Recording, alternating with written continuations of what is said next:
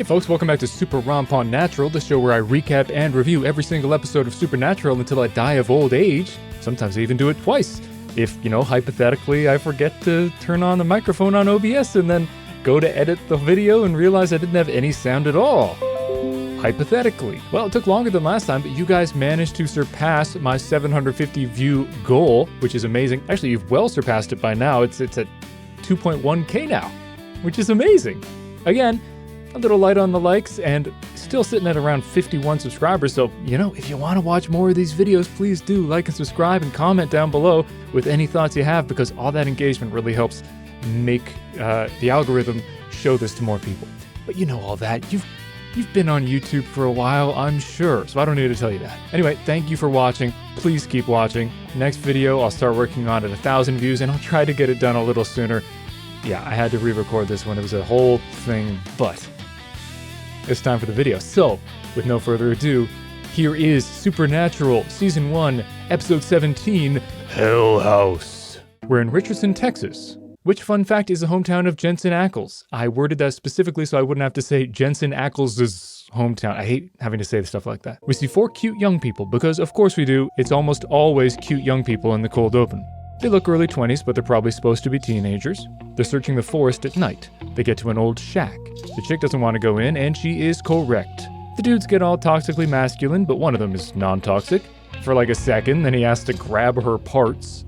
Also, this guy looks insanely like the kid from Once Upon a Time. Back me up in the comments. I always say this stuff and then my wife tells me I'm crazy. Back me up. They head into the shack. There's a pentagram, other symbols. Leader guy's talking about some creature that allegedly strings up girls in the root cellar, according to his cousin. Tall guy doesn't buy it. They head to the root cellar. Tall guy's acting all cocky, but unfortunately something freaky is behind him. What? And it's a girl strung up in the root cellar. Cut to the boys. We're on Interstate 35, allegedly, except it's a 2-lane road with a sign that says 21. Ignore it. Dean's looking real pretty. Sam's looking real sleepy. Dean spoons Sam. Not like that, get your head out of the gutter. Dean wakes Sam up. Sam's way more upset than he should be about an incredibly mild prank, but it turns out Dean used to prank him all the time, so I guess it's an old wound. And the actors used to prank each other on set too, so I guess it's kind of life imitating. Art imitating life. Art imitating life. This is what happens when I go off script. They discuss the incident we saw in the cold open. Sam reveals that the body of the dead girl was gone by the time the cops arrived. Dean's skeptical, which is shocking, but Sam read what the kid said on a local paranormal website called hellhoundslair.com. Don't bother searching it, it leads to a now dead CWTV.com. They decide to hit up a burger joint to talk to the kids. We get a montage from the kids who all give different accounts. Also, the Once Upon a Time looking kid doesn't look as much like him now, so yeah. Don't back me up. Okay, I was wrong on this one. But they all have one thing in common. They say that Craig took them there. So the boys visit the vaguely Frankie Muniz-looking kid, back me up, at the record store, claiming to be reporters. He tells them that, supposedly, some farmer lived in the house with 6 daughters during the Great Depression. He wanted his girls to die quickly rather than starve, so he hanged them all, then hanged himself.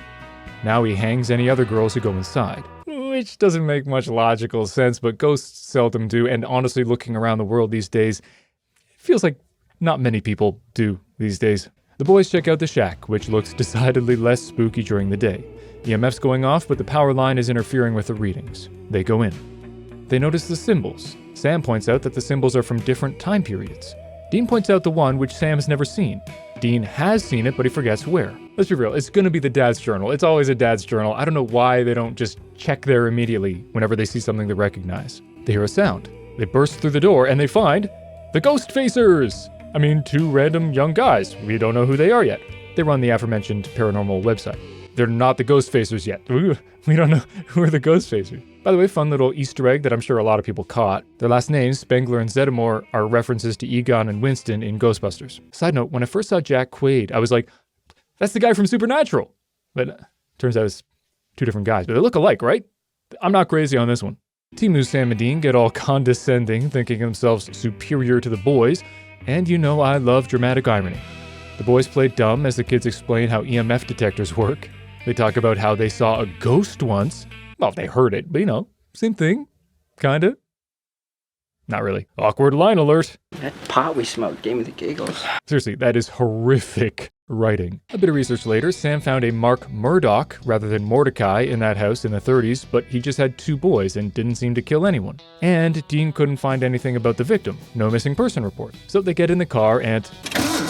Oh! Hey, Sam did his own lame prank. Nice one, dude. Hey, more cute young people at the spooky shack. One sneaks in on a dare. She's wearing glasses, so you know she's a nerd. She hears a growl and a slash. She keeps searching. She unlocks the door to the cellar, goes down the stairs, sees a mirror, no doubt setting up a future spooky shot. She gets startled by a sound and drops a jar. Then a zombie-looking dude shows up behind her. She gets strung up and killed. And there was no mirror shot at all. My predictions are terrible today. The next day, the boys show up at the shack. Cops think the girl hanged herself. I mean, he actually said hung herself, but as I'm sure we all know, the correct term is hanged. I'm so smart. It's odd that she hanged herself, though, because she had great grades and a full scholarship, as indicated by the glasses. Nerd. Wow, these are filthy. Later that night, the boys return. The cops are there, making sure nobody else sneaks in. I love this extra looking through the windows with a flashlight as if they wouldn't just be posted up at the door. The boys notice the ghost facers, so Dean uses them as a distraction. Who are you gonna call? You know, just in case you missed all the other Ghostbusters references. The cops chase the kids and the boys sneak in, busting out the weaponry. Dean still can't remember where he saw the symbol. It's always your dad's journal, Dean! Back to the basement. This would be a good time to make a ring of salt around you to keep the ghost away, but they don't really hunt logically. They hear a sound in a cupboard. It's rats! And the ghost guy is behind them, with suddenly red eyes and terrible graphics. And oddly, he's immune to rock salt. They keep fighting. Cut to outside, the ghost facers somehow manage to lose the cops. Sam and Dean burst out of the house and the kids see the ghost dude in the doorway. Then they're caught by the cops as the ghost vanishes. The boys are back to researching. Dean remains bugged by the symbol. They're questioning the legend because the ghost went for the boys even though they're not, girls. Also, his wrists seem to be slit, which doesn't match the hanging story. And he was using an axe. Unlike most ghosts, which tend to have just the one MO, this one keeps changing it up. Sam sees a new post on the site, which says Mordecai was a Satanist who chopped up victims with an axe before slitting his own wrists. Dean has a brain blast about the sigil. Brain blast! They return to Craig. Dean finds the symbol on an album, the logo for Blue Oyster Cult. That's kind of a tongue twister.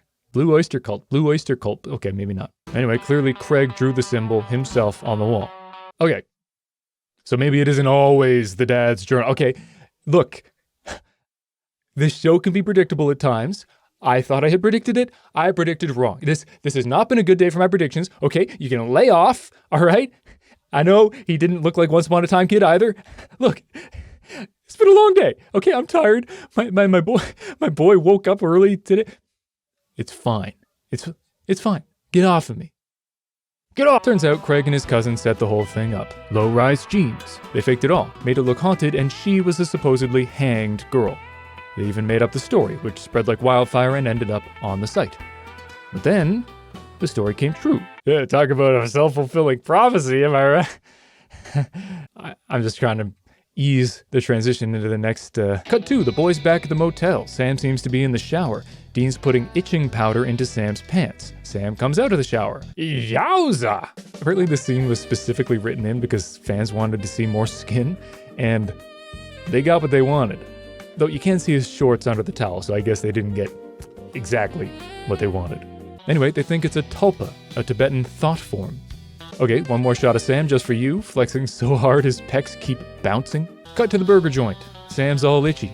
They talk about tulpas. Apparently some monks meditated so hard about a golem that it appeared out of thin air. So 10,000 people on a website did their own quasi-meditation to make Mordecai real.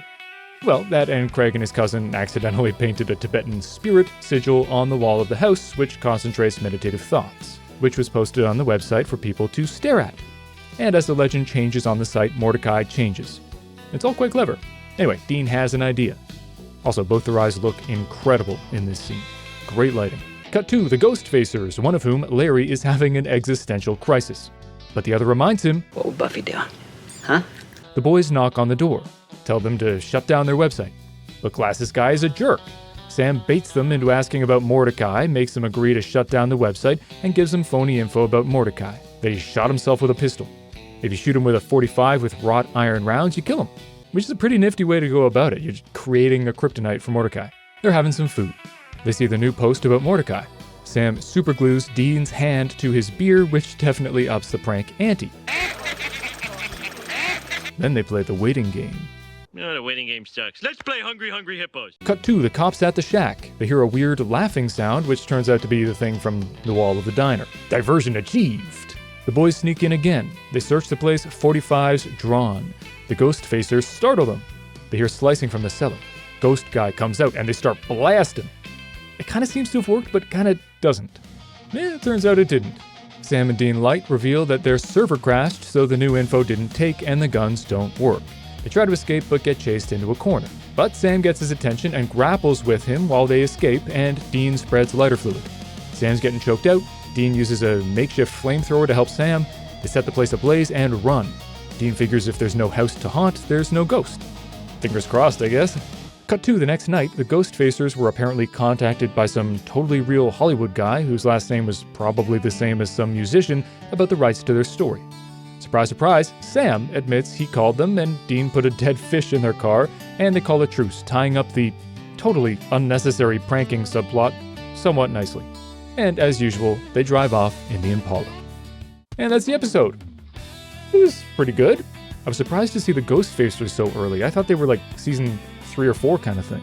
And the Tulpa stuff was interesting. There were some cool ideas. Also, I gotta hand it to the writers. Shame on me. I thought you were being super predictable. You weren't, so well done there. But, the prank thing was totally unnecessary to the plot. There are a few ways that you could have worked it in to be actually relevant, which I think would have been better. And the ending was a little anticlimactic.